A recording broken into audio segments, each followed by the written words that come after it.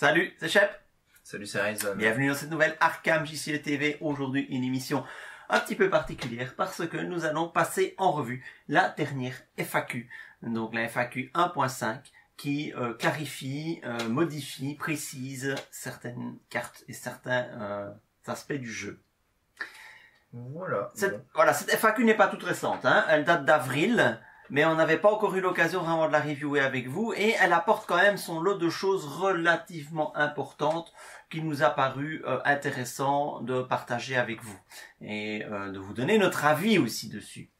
Bien, alors, donc les FAQ, c'est la première fois qu'on fait une vidéo sur les FAQ. Je vous ai dit c'est la version 1.5, donc il y a déjà eu 4 versions précédentes. Vous pouvez trouver cette FAQ sur le site de fantasyflightgames.fr en français ou bien sur le site de fantasyflightgames.com pour la version originale. Donc là-bas, vous retrouverez tous les textes dans un seul fichier des 5 FAQ. Nous n'allons pas repasser en vue tout ce qui a été faqué dans les 4 premières versions. Évidemment, nous allons nous concentrer sur ce qui a été faqué sur la 5e et dernière version de cette FAQ. Et il y a pas mal de choses. N'hésitez cependant pas, si vous avez des questions sur la version précédente, à nous poser vos questions en commentaire, on y répondra bien sûr. Voilà, je vais mettre en commentaire de cette vidéo le lien vers la page qui vous permettra de télécharger la FAQ. Je peux pas vous mettre le lien vers la FAQ directement, tout simplement parce que il faut être connecté, il faut être membre du site. Alors, il faut juste créer un compte, hein, c'est gratuit. Voilà, donc je peux pas linker directement le document, vous ne l'auriez pas. Donc voilà. Ok, donc alors, il y a plusieurs parties dans cette FAQ. Voilà, la FAQ est partagée en plusieurs sections. Alors, tout d'abord, la première partie, c'est le classique errata de cartes. Voilà, note et errata. Voilà, je propose qu'on commence par ça et on verra après. Alors, il commence par un errata des guides de campagne. Donc, on va pas s'attarder trop sur cette partie-là. Donc, ce sont des modifications, généralement mineures, sur le texte des guides de campagne qui permettent de préciser certaines choses. Donc, il n'y a rien vraiment de transcendant. Alors, on a par exemple, pour les profondeurs de yacht, l'ajout d'un jeton -7 au niveau expert.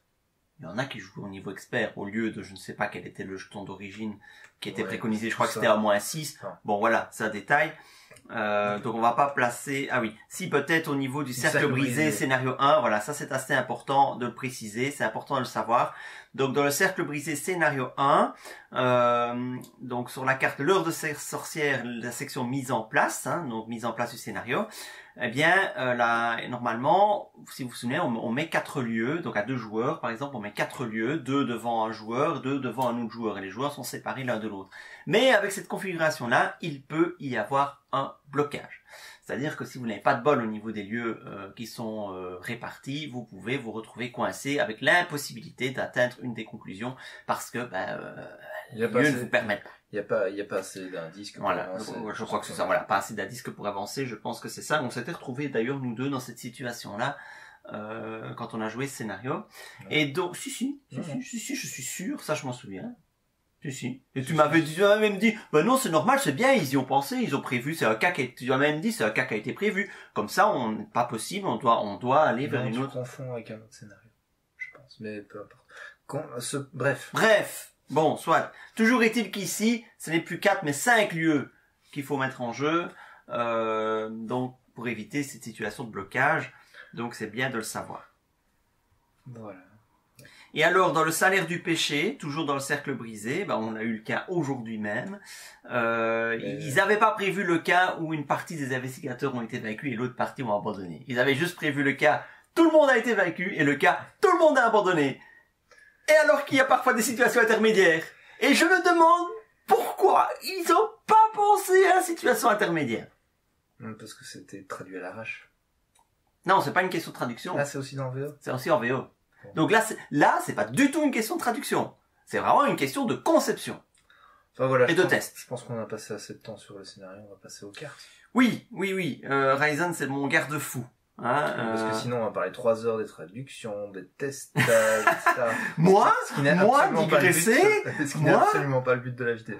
Alors, les errata de cartes de cette version 1.5.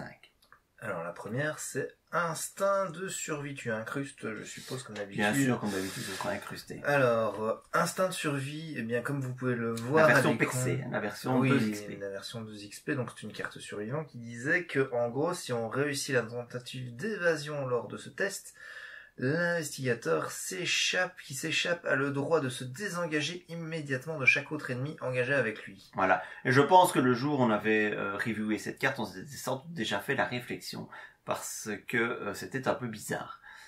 C'était pas très fort en fait pour 2XP de se désengager. On voyait pas trop la différence entre les deux cartes en fait, qui était juste très limitée. Et en fait, effectivement, on avait une bonne intuition à ce moment-là, parce que le texte original en VO dit bien non pas de se désengager, mais d'échapper Et donc, à tous les ennemis. Qui dit échapper dit que les ennemis sont inclinés. Et ça change évidemment beaucoup de choses.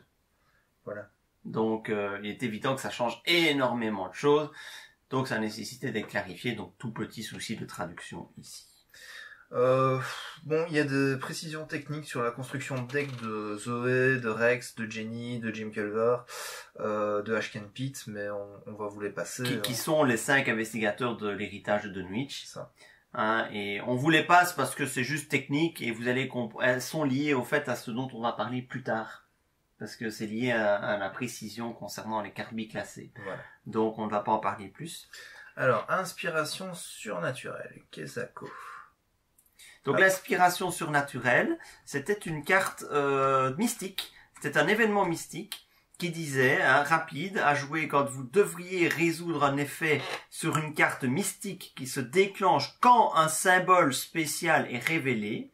Soit vous annulez cet effet, soit vous résolvez une fois supplémentaire. Eh bien ici, le texte de la carte est modifié et on doit lire... à jouer quand vous devriez résoudre un effet sur une carte mystique qui se déclenche quand, si ou après que un symbole spécial ait été révélé.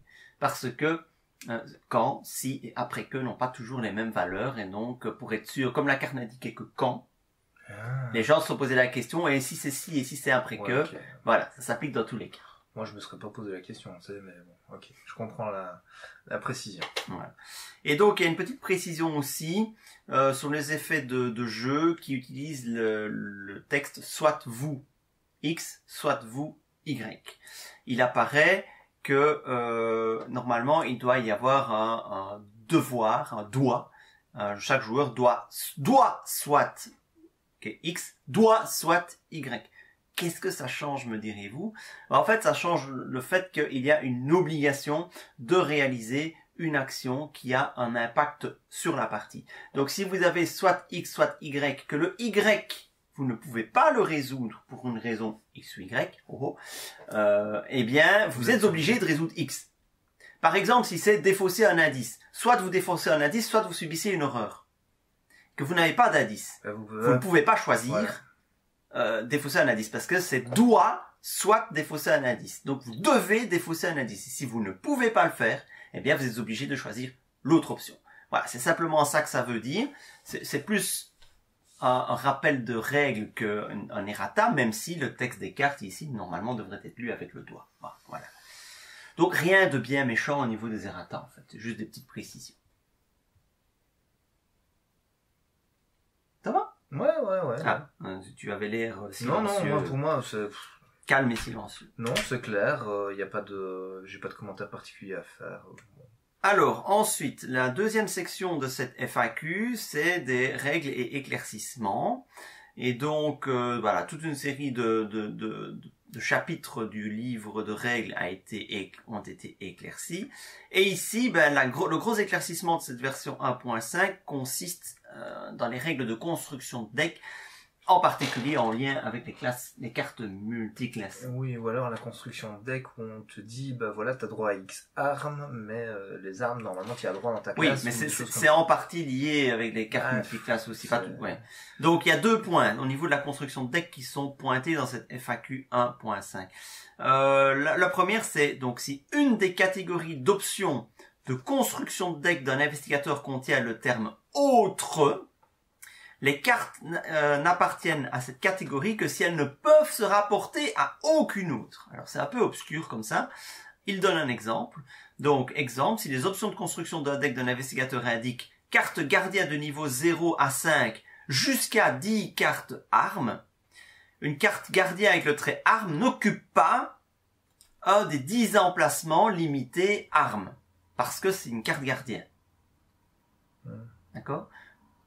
Oui, oui, moi je vois. Mais donc c'est très très logique en fait. Je trouve ça contre-intuitif par rapport au multiclassage, mais on va y revenir après. Oui, mais voilà, c'est pour ça que ça a été précisé. Donc ici, si tu as une carte gardien arme, elle n'entre pas dans les 10 cartes armes dont tu as droit. Tu as droit à autant de cartes gardiens de tout ce que tu veux qui sont gardiens. Et puis en plus de toutes les cartes gardiens, quelles qu'elles soient, tu as droit à 10 cartes armes, donc forcément qui viennent d'autres classes ou neutres éventuellement. Mais les neutres, généralement, on peut les intégrer. Voilà, en supposant qu'on ne puisse pas les intégrer. Donc voilà, ça c'est une première précision à ce niveau-là. La deuxième précision, si l'une des catégories d'options de construction de deck d'un investigateur liste un texte de cartes, les cartes appartiennent à cette catégorie si le texte cité apparaît dessus, dans n'importe quelle capacité, y compris les capacités circonstancielles.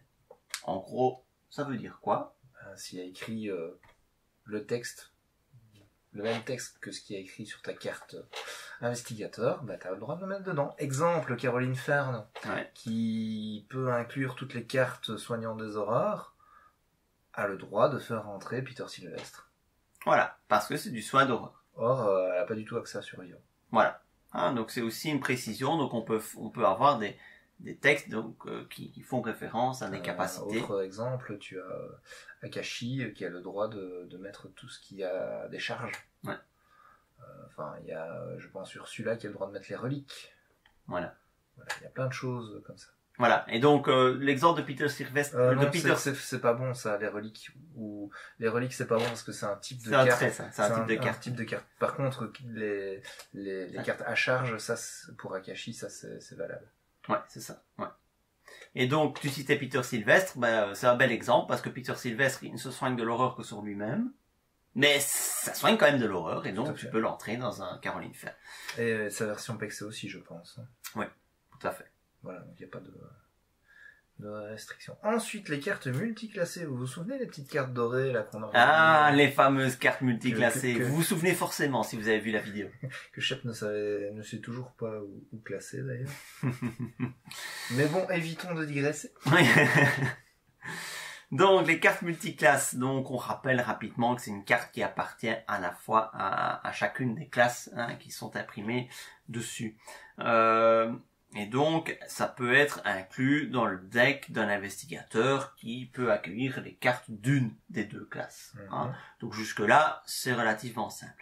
Néanmoins, il y a eu quand même quelques précisions suite à certains investigateurs qui ont un accès à certaines cartes limitées, et la question se posait, est-ce que la carte multiclassée occupe un slot de ces cartes limitées ou pas? Donc par exemple, un investigateur gardien qui a accès à genre 5 cartes survivant. Typiquement d'un investigateur de Dunwich.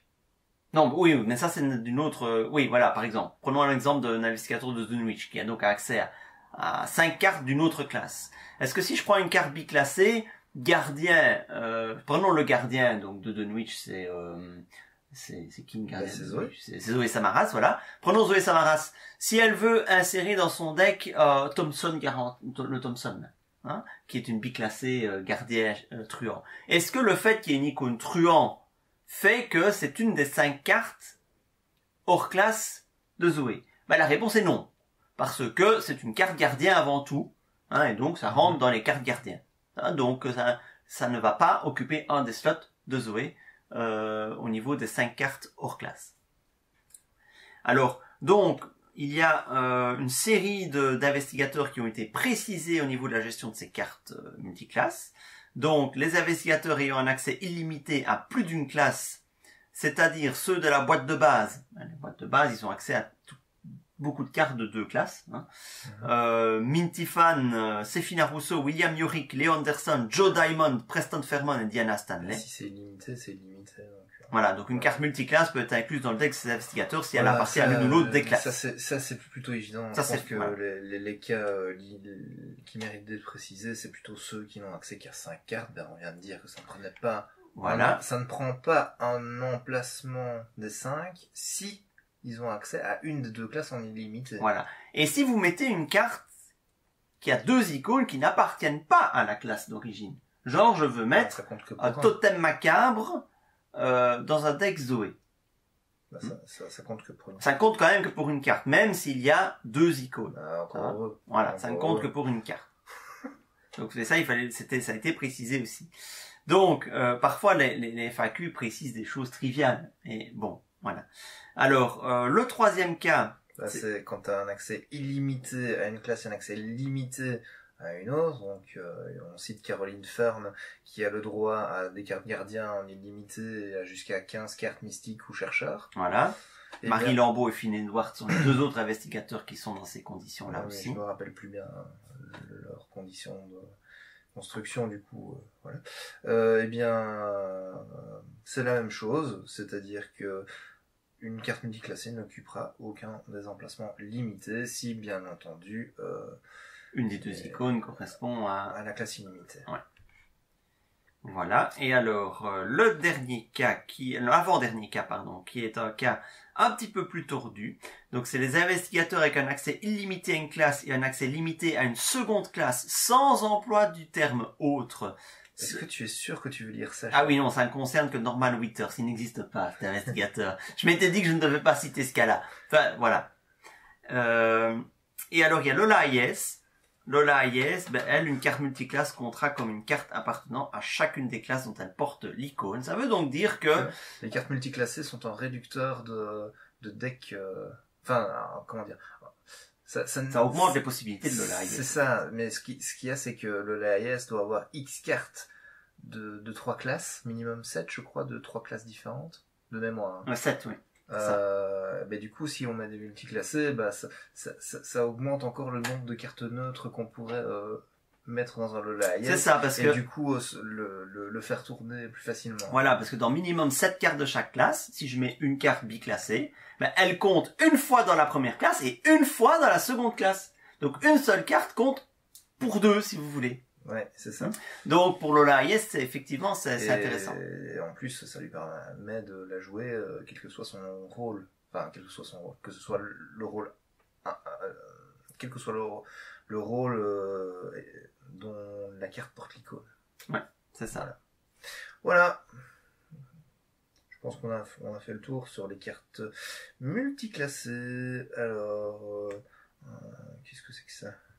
Alors ensuite, nous avons des précisions qui ne sont pas très très importantes.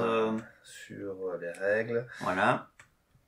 Donc, alors ensuite, est-ce qu'on passe directement à la liste des thèmes? On est dans les FAQ, les questions. Hein. Donc maintenant c'est la partie FAQ. Il n'y a rien, il n'y a quasiment rien. Non, il n'y a quasiment rien. C'est une capacité... Donc si une capacité fait référence à vos cartes, concerne-t-elle les cartes que l'on contrôle ou celles qui nous appartiennent en propre? C'est évidemment vos cartes, c'est uniquement les cartes que vous contrôlez. Pour rappel, les cartes que l'on contrôle, ce sont les cartes qui sont en jeu. Et je le rappelle parce que c'est vrai que le livret de règles, le guide de référence va dire le joueur contrôle toutes les cartes qu'il possède, qu'elles soient dans sa main, dans son jeu, dans son deck ou dans sa défausse. C'est écrit noir sur blanc sur le guide de référence. Mais, pour ce qui est de la résolution des effets de cartes, le contrôle ne s'applique qu'aux cartes qui sont en jeu. Et ça, c'est aussi écrit dans le guide de référence, mais ailleurs. Et donc, je le précise parce que j'ai eu la question qui m'a été posée c'était sur Facebook, je pense. Elle a été posée cette question et donc il fallait bien préciser. Non, c'était sur YouTube, mais il y a une question qui a été bien précisée à ce niveau-là. Donc oui, on contrôle bien toutes nos cartes. Si vous voulez, on en est les propriétaires, mais le terme contrôle est utilisé. Mais le contrôle pour ce qui est de la résolution des effets de cartes, c'est uniquement les cartes qui sont en jeu. Donc voilà. Alors, puis-je utiliser la capacité réaction des chaussures de course après m'être déplacé vers un lieu qui ne contient aucun ennemi? Donc là, il faut peut-être rappeler ce que sont... chaussure de course, ça permet en fait de se déplacer d'un lieu additionnel. Oui, c'est ça. Quand on entre dans un lieu, la réponse est tout simplement oui, la partie avant que les ennemis de votre nouveau lieu ne vous engagent. S'il n'y a pas d'ennemis, il n'y a pas d'ennemis qui vous engagent. Il n'est pas obligatoire qu'il y ait un ennemi. C'est pas une condition au déclenchement de la capacité des chaussures de course. Voilà. Et c'en est tout. C'est tout, hein. La fac. C'est tout pour la fac. Alors, Alors maintenant, on va arriver à la nouveauté, la nouvelle section de cette FAQ, un truc qui nous ont pondu. Oui, donc Et là... je vais essayer de faire ça avec tact, je dois dire. Ouais. Donc, ceux qui connaissent le Seigneur des Anneaux sont souvent, connaissent la frustration que génère un vrai errata de carte, ce qu'on va appeler plutôt un nerf de carte. Donc une modification de la carte dans le but de la rendre donc, moins forte, ici, parce que jugée trop forte. Ici, finalement, les cartes ont été, qu'on vous a citées, elles ont été ratées parce qu'il y avait un bug. Parce que il y avait un truc qui a mal été traduit, qui n'a pas été écrit correctement, enfin, qui n'est pas fidèle à l'idée que le concepteur se faisait de sa carte. C'est pour ça que ça a été raté. Ici, maintenant, on va arriver dans une section où il y a des cartes qui ont été conçues avec une idée, ça a été retranscrit tel quel, sauf que le jeu évolue. Ouais. Et des cartes qui étaient équilibrées dans le set de départ sont devenues de très bonnes cartes, trop fortes. Et les développeurs ont dans l'idée qu'il serait bon de les nerfer, de diminuer leur puissance. Alors il y a plusieurs manières de faire ça. Voilà, alors, au Seigneur des Anneaux, ils ont employé la manière forte. Désormais, le nouveau texte, c'est ça. Bam, et vous l'acceptez. C'est comme ça. Pourquoi est-ce qu'ils avaient fait ça? C'était ce qui se faisait dans les jeux compétitifs. Voilà.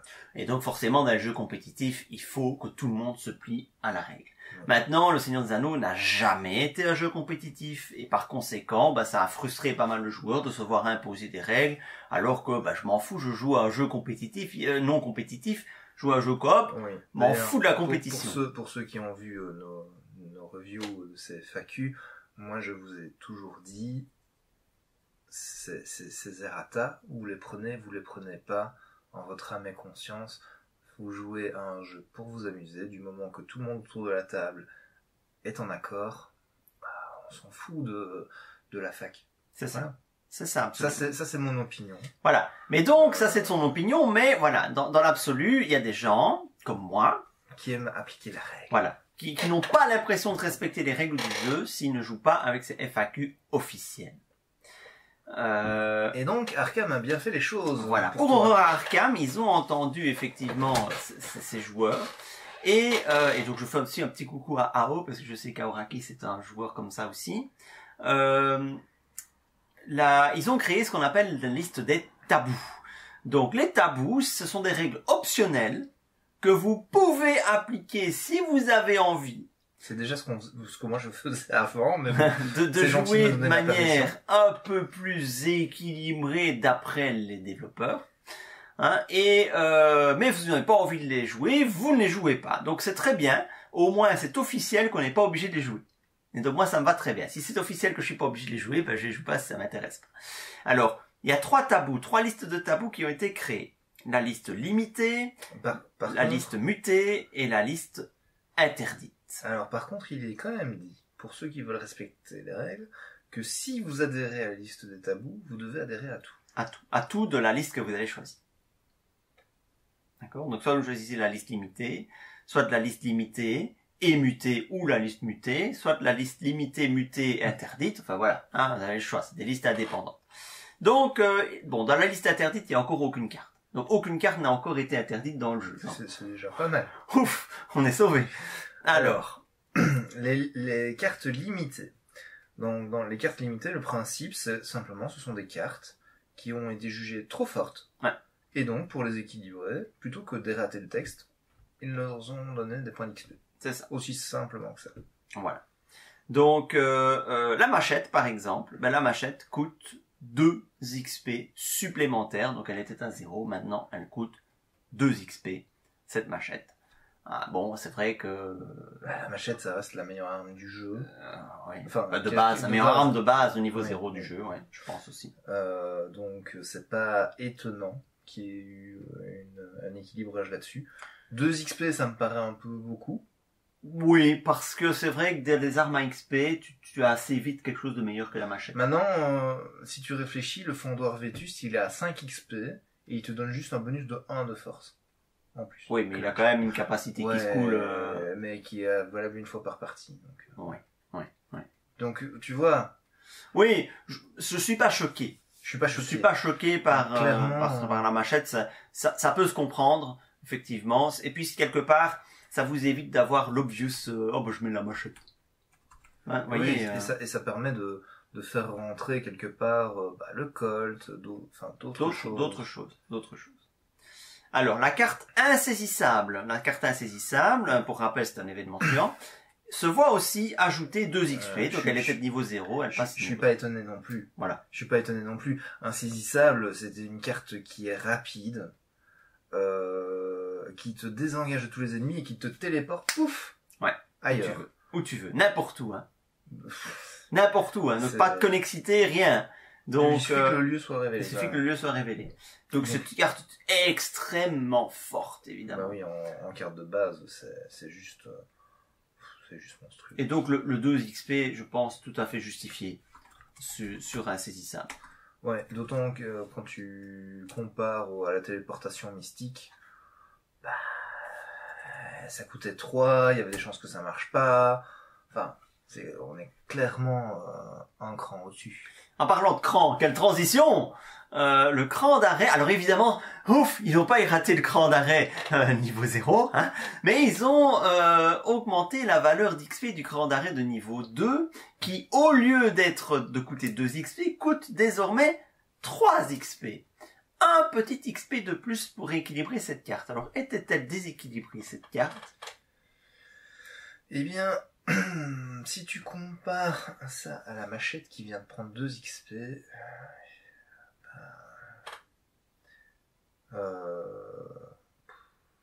Mais ce cran d'arrêt niveau 2, quand on y regarde bien, il est quand même assez fort. bah oui. Il coûte que 1, il est rapide, il donne plus 2 de force, et puis éventuellement plus 1 dégâts, si on réussit de 2 ou plus. Mais en fait, il s'avère que ce que nous on a appelé l'archétype méga-test est beaucoup plus efficace qu'on ne le pensait. C'est super efficace le méga-test. En fait, Ouais, c'est assez facile aujourd'hui, avec le pool de cartes que tu as aujourd'hui, de faire du méga-test. d'ailleurs, là on vient de jouer une partie, on a fait du méga-test sans avoir l'archétype dans nos cartes. Enfin, ce que je veux dire par là, c'est que à tous nos tests, on était à plus 4. Ouais, Avant quasiment. de tirer- Alors pas tous. À 90% de nos tests, on était au moins à plus 90. 4. Et pour les 10% restants, on était à plus 3. Hmm. Hein, on a quasiment, sauf toi, t'as fait un petit test à plusieurs en début de partie Ouais, pour mais- investiguer, parce que pour rigoler. Mais sinon, voilà. Tous nos tests, enfin les tests volontaires, hein, je ne parle pas des tests du deck de rencontre, on s'est pris quand même quelques échecs sur les tests du deck de rencontre, mais les tests volontaires, donc enquêter, combattre, on les a tous faits avec une différence de plus 4, et on aurait pu monter plus haut si on avait voulu. Donc ce cran d'arrêt, il est assez facile, avec un plus 2 de force en plus, c'est un gros bonus. Il est assez facile d'avoir ce plus 1 dégâts pour une carte rapide qui coûte que 1. Ben oui, c'est hyper efficace. Donc un petit XP en plus pour compenser, ça me paraît pas volé. Ouais, moi je pense que 2 XP c'était pas mal déjà. Oui, c'est déjà pas mal 2 XP effectivement. Je vois pas le... C'est vrai que 1 XP, quelle différence ça fait au fond. C'est vraiment un micro-équilibrage. Voilà. Bon, par contre là, on n'est plus du tout dans un micro-équilibrage. Ah non. Ah non. Là, ça... La carte suivante. Ah bah, il faut dire que la carte suivante, elle est terriblement efficace. Ah oui, la carte suivante, elle est... On parle d'études supérieures, hein, donc études supérieures, pour rappel, c'est le permanent qui vous dit, bah voilà, si vous avez 5 cartes en main, vous dépensez une ressource et ça vous fait soit plus d'intelligence, soit plus de volonté. Et donc comme c'est un permanent, ça débute la partie avec vous. Ça ne coûtait que 3 XP au départ, et maintenant ça en coûte 8. Oui, ça coûte 5 XP de plus. Alors moi, quand j'ai vu ça au départ, je me suis dit, ah bah oui, le fait que ça coûte 5 XP maintenant, c'est pas grave. Non, mais maintenant, ça j'avais coûte pas compris que c'était ajouté, en fait. Et c'est la première carte, en fait, qui dépasse les 5 petits points, parce qu'il n'y a pas place pour mettre 8 petits points blancs. Donc, elle n'est pas exceptionnelle, d'accord? Elle reste normale, mais 8 XP pour pouvoir l'acquérir. Je vois pas bien. Ça pourrait être exceptionnel, en fait. Ça pourrait être. Ce que je veux dire, c'est que ici, t'as une carte permanente, donc aucun intérêt de l'avoir en 2 fois. Voilà, c'est ça. Et ça aurait été une belle pirouette de la rendre exceptionnelle, parce que tu le mettais à 4 et ça coûtait 8 XP. Voilà. Ouais, c'est vrai. Et tu restais dans ton nombre de petits points, etc. C'est vrai. Donc j'aurais trouvé ça chouette, mais bon. Mais bon, voilà. Par contre, 8 XP... Non, à 8 XP, tu ne mets plus... Voilà. En fait, lui donner 8 XP, c'est la ranger dans le classeur, pour Pour moi, je sais pas, hein, il y a des cartes exceptionnelles que tu mets à ce montant d'XP là. Ouais, 8 XP, il faut déjà les avoir. Hein. C'est vrai que c'est très très fort, études supérieures. C'est très fort. C'est super fort. Mais je trouve qu'il y a des cartes bien plus fortes que ça qui existent et qui n'ont pas reçu cette limite. Études sup. Ah, ça c'est autre chose. Ouais, ça c'est autre chose. On en parlera après. C'est un autre problème. Mais je veux dire, t'as un deck chercheur. Enfin, déjà t'es en chercheur parce qu'il te faut accès à une du niveau 3 chercheur. Donc, voilà, t'es dans un chercheur, donc t'as accès à Milan Christopher. Milan Christopher et ça... bien sûr. Tu gères l'investigation, tu gères les tests un peu chiants du Chaos Back sur la volonté. Bon, je suppose que tu trouveras bien une solution pour gérer les ennemis, soit par la fuite, soit par le combat. Et en multi, t'as pas besoin de gérer les ennemis, c'est tes copains qui vont le faire. C'est ça. Donc voilà, 8 XP pour études supérieures, c'est cher, mais la carte est puissante. Donc, voilà. Alors, peut-être moins évident, débrouillard. Ah, c'est le même, hein. Bah, c'est à peu près la même chose. Donc ça coûte 5 XP de plus aussi, débrouillard, donc ça coûte 8 XP aussi. Et débrouillard, bah, c'était dépenser 2 ressources pour gagner plus 3 dans une des compétences. Il y avait 2 compétences concernées dans débrouillard, et les 2 compétences, c'était de mémoire... C'est l'investigation et la fuite, non? C'est bien possible. C'est bien possible que c'était investigation et fuite. Et donc, 5 XP de plus, donc 8 XP pour débrouillard. Qu'en penses-tu? Bah... C'est quand même un poil cher, hein. Le fait d'augmenter... En fait, comme je l'ai dit, ma première réaction, c'est... Ça, parce que j'avais pas compris, ça avait été... ah bah tiens, ils ont augmenté à 5 XP, et c'est pas volé. Ça a été ma première réaction. Maintenant, 8 en tout... C'est trop. Maintenant, la carte est forte quand même, hein, parce que tu es dans un archétype qui génère masse de ressources. Bah, t'es dans une classe qui génère beaucoup de ressources. Okay, mais généralement, en truand, pour commencer à en générer vraiment beaucoup, tu dois mettre des cartes à XP. Et donc, du coup, bah, ça fait quand même beaucoup d'XP, hein. Ça fait quand même beaucoup d'XP pour des bonus en intelligence et en évasion. Non, les bonus, ils sont vraiment bien. Enfin, je veux dire... Et quand tu utilises ça, c'est aussi quand tu en as besoin. Oui, c'est ça. Tu ne fais pas ça à tous les tours. C'est vrai que des bonus de plus 3. Ce qui est fort aussi dans cette carte, c'est qu'elle est permanente. Elle ne te coûte rien. C'est pas une compétence que tu dois jouer. Et elle est totalement sans condition. Contrairement à études supérieures qui nécessitent d'avoir 5 cartes en main. Et ici, c'est totalement sans condition. Dès le tour 1, hop, t'y vas quoi. Preston, il se régalait avec cette carte, hein. Il la mettait, dès le scénario 2, il pouvait la mettre dans son deck. Il se régalait avec ça. Et aujourd'hui, bah, il va falloir attendre quand même plus longtemps. C'est quand même un peu plus chaud. Ouais, mais comme je dis, de 8 XP, ça me paraît trop. Ouais. Ça me paraît trop, vraiment. Parce que sur une campagne, on n'en gagne pas forcément beaucoup d'XP, hein. Ça dépend des campagnes, mais à Dunwich, c'est pas la foire à l'XP, hein. Alors, la dernière carte qui a été limitée, c'est Bagarreur. Alors ça, c'est peut-être plus étonnant. C'est la même, hein, que les 2 autres, mais en survivant. Ouais, vous remarquez que enfin, vous ne le savez pas encore parce qu'on ne l'a pas dit, mais la gardienne n'a pas été ratée. Non, la gardienne n'a pas été ratée, la mystique non plus. Donc, Bagarreur, c'est dépenser une ressource pour gagner un plus 1. Et ici, c'est dans les compétences de force et d'agilité. Bah, c'est bien, c'est une bonne carte, hein. Mais écoute, ici, ça ne coûte que 2 XP. Donc elle passe de 3 à 5 XP. Oui. Bah, tu vois, moi, celle-là, je l'aurais laissé... Oui, moi aussi. Je l'aurais laissé à 3, et les autres, je les aurais peut-être passés à 5. Ouais. Ça... Oui, elle me paraît moins décisive, parce qu'en plus, la ressource en survivant, c'est pas compliqué. Voilà. Donc, oui, j'étais un peu surpris, en fait. C'est celle qui m'a le plus surpris des 5, qui était illimitée. Et par contre... pourquoi se préparer au pire n'y est pas? Se préparer au pire, c'est quoi encore? Je crois que c'est celle-là, hein, que tu mets en jeu 3 soutiens pour une action en réduisant leur coût. Oui, ça. Ça, je comprends pas pourquoi c'est pas erraté. 3 soutiens en jeu pour une action en réduisant leur coût chacun de 1. Mais c'est totalement overcheaté cette carte. Je ne comprends comprends pas En plus, pourquoi elle est pas dans la liste limitée. Ça coûte 1 XP, quoi. Oui, Il y a plein de monde qui a accès à ça. c'est hallucinant. Je ne comprends pas. Je comprends pas. Cette carte est pour moi la plus forte du jeu. Hallucinant.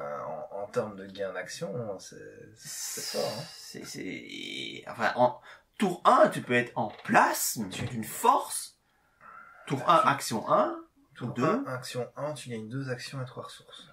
Moi, je trouve ça... 2 actions, 3 ressources, et t'oublies des solutions. Beaucoup de solutions déjà en place dès le début du tour 2. Ce qui n'est pas forcément le cas quand tu dois te les payer une à une. Bon, voilà, soit, moi c'est celle qui m'a le plus surprise de ne pas être dans la liste limitée. Il y a des cartes comme ça que je trouve extrêmement fortes, qui ne sont pas limitées, se préparer au pire, pour moi c'est le sommet. Oui, donc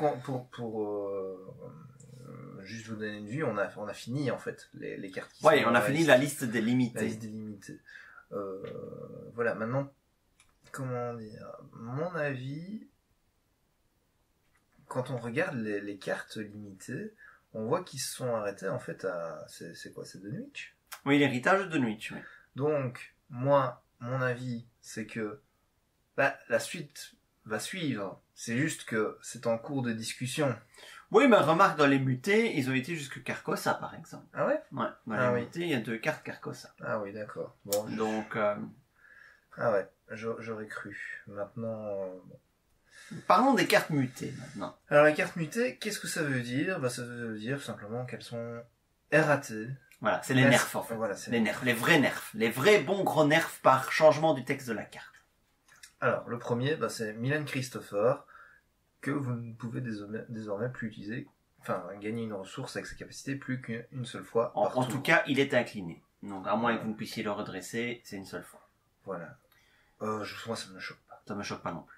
Au contraire, je trouve ça plus logique. Ouais. Je trouve ça plus logique parce que sinon c'était vraiment trop fort. Trop fort. Alors c'est la même chose pour Rex Murphy. Hein, ouais. Donc le fait de gagner 2 indices quand on fait un super test, ça ne marche qu'une fois par tour. Une fois par round. Pardon. Et c'est aussi tout à fait logique. Voilà.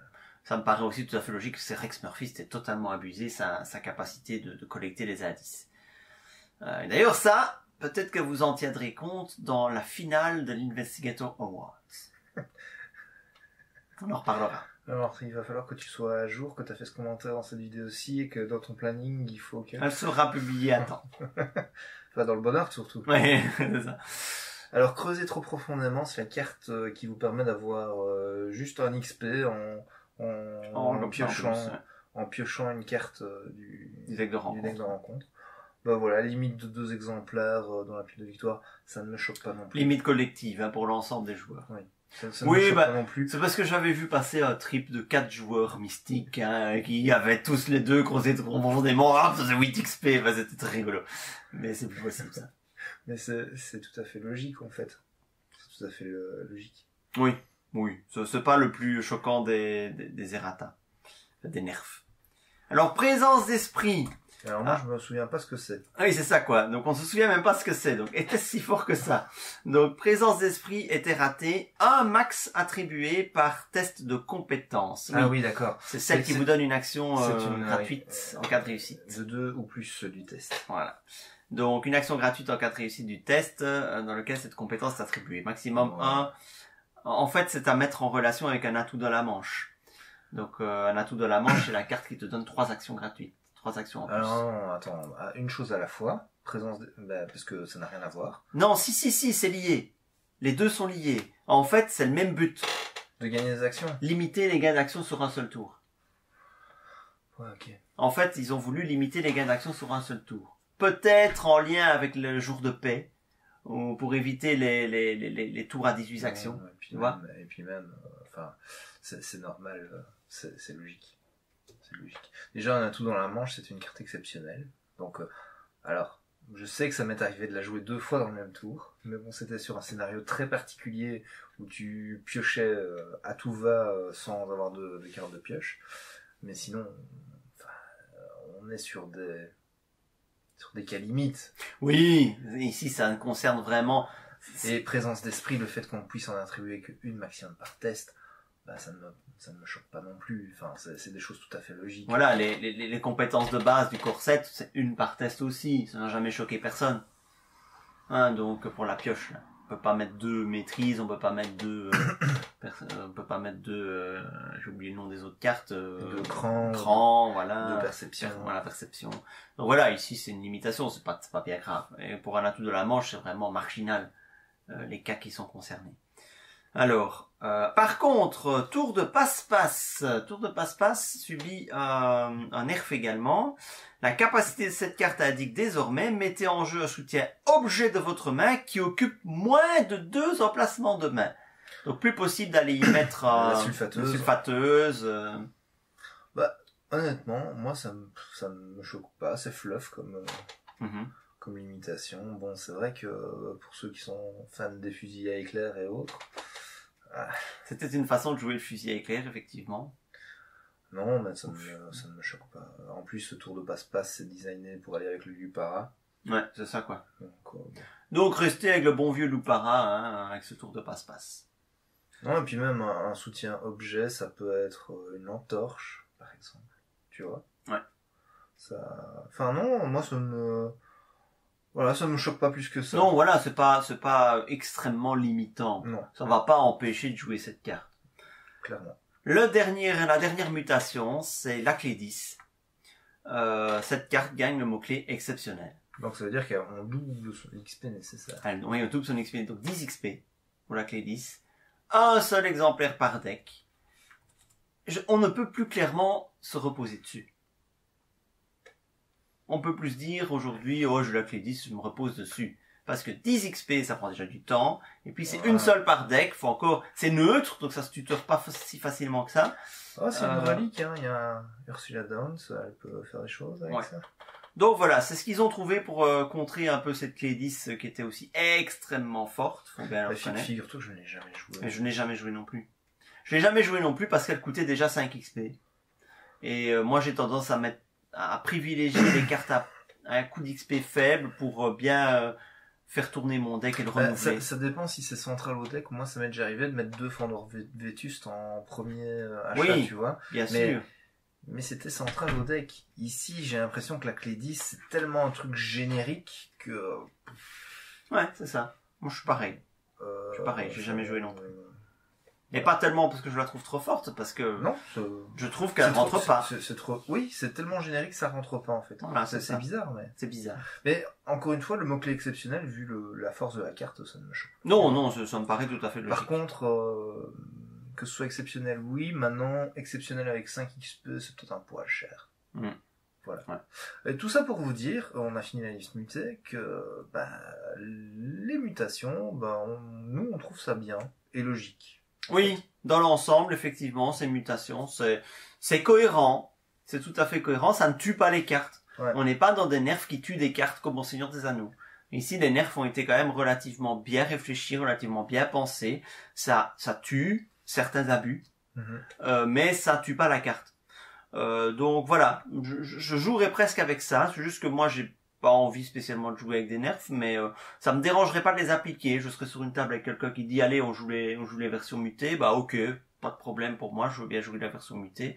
Voir un Rex Murphy un petit peu plus calme, ce serait pas plus mal. Oui. Parce que quand t'as un Rex Murphy à table, c'est rigolo 5 minutes, mais au bout d'un moment, ça va, c'est bon, quoi. Il collecte 10 indices de l'heure. Bon, 100 indices de l'heure, plutôt. Bon, quoi. Donc voilà. Par contre, de nouveau, je trouve qu'il y a des absents hein, dans ces cartes mutées. Ils auraient pu en muter d'autres. Mais bon, voilà, ça c'est des avis personnels. J'en viens à désirer que des cartes soient nerfées. C'est quand même, voilà. Tellement, parfois, ça me paraît... c'est leur tapis fort. N'oublie pas. Donc, voilà. Ouais, donc, maintenant, on va passer à la liste la plus longue de tout, hein, la liste interdite. Eh oui, la liste interdite qui est vide. Voilà, ça c'est fait. Voilà. Mais, vous voyez, ils ont prévu le coup. Une liste interdite, juste au cas où. C'est bien. de nous prévenir que ça risque d'arriver en tout cas. Voilà. Et c'est tout donc pour cette FAQ 1.5. Donc si vous avez d'autres questions sur les autres points de cette FAQ, vous pouvez les poser en commentaire, hein, nous y répondrons. Mais le plus gros point, c'est ces listes, hein, les listes limitées. Oui, bien sûr, c'est surtout ça qui était intéressant. Le reste ne sont que des petites précisions et clarifications de règles et corrections de petites coquilles quand elles apparaissent. Voilà, et bien sur cette vidéo un peu plus technique, nous vous souhaitons un bon jeu et à la prochaine. Salut.